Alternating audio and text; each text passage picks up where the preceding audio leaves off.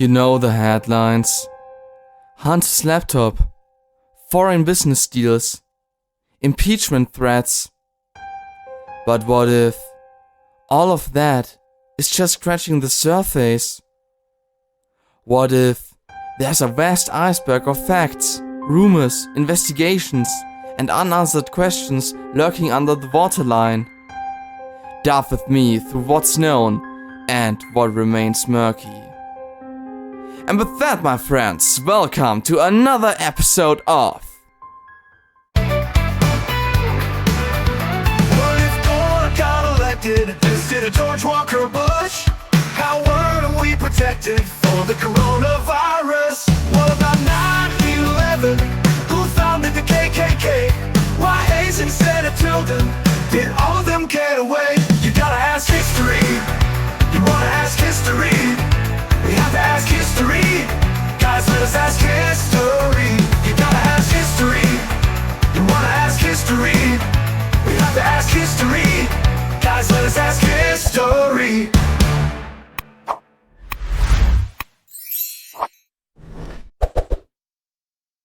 Level 1. The tip of the iceberg. Publicly known facts. Hunter Biden and Burisma, 2014 to 2019. Hunter Biden joined the board of the Ukrainian gas company Burisma in April 2014. He remained there until 2019. House Oversight Committee investigation. Since early 2023, the US House Oversight Committee has been investigating Joe Biden and his family, particularly Hunter and James Biden, for their foreign business dealings, bank records, and whether any influence peddling took place. Vice Special Counsel and Hunter Biden's legal issues. Special Counsel David Weiss indicted Hunter Biden, charging him with tax-related offenses and others in December 2023. Hunter has pleaded not guilty. Level 2. Just under the surface. Controversial allegations and conflicting claims. Burisma payments and foreign entity transfers. Republicans in Congress have presented evidence of millions of dollars transferred from foreign sources, China, Romania, into companies tied to Hunter Biden. These include bank record memos. However, they have not publicly presented proof that Joe Biden directly benefited. Allegations of influence peddling, bribes. A credible FBI informant, Alexander Smirnov, claimed that executives from Burisma offered $5 million each to Joe and Hunter Biden in 2015 to 2016 to ensure a particular outcome regarding Ukraine's prosecutor Viktor Shokin. But later prosecutorial documents say that Smirnov fabricated the bribery claim. Hunter's contact with ambassadors. In 2016, Hunter Biden wrote to the US ambassador to Italy seeking introductions for a geothermal project in Italy connected to Burisma. The project never materialized, and his attorneys assert that nothing improper was requested. Level 3. Below the surface. Legal ambiguities, unproven suspicion, and denials. No direct evidence yet against Joe Biden as VP or president. Despite rumors and allegations, so far no investigation has produced verified evidence that Joe Biden directly took bribes or that US policy was officially altered to favor his son's business interests. Smirnov's case. Informant guilty of lying. The key figure who alleged the bribe, Smirnov, was indicted and pleaded guilty for fabricating the bribery claim. This undermines some central allegations that had been used heavily in rhetoric about corruption. Statements from Ukrainian officials. Former Ukrainian President Petro Poroshenko has explicitly denied that Joe Biden ever pressed him regarding Burisma. He said there was no conversation of that kind. Level 4. The deeper layers. Gaps, patterns, and unanswered questions. Patterns of foreign payments and timing. There are questions about how and when foreign funds were routed to entities connected to the Bidens, particularly during Joe Biden's vice presidency.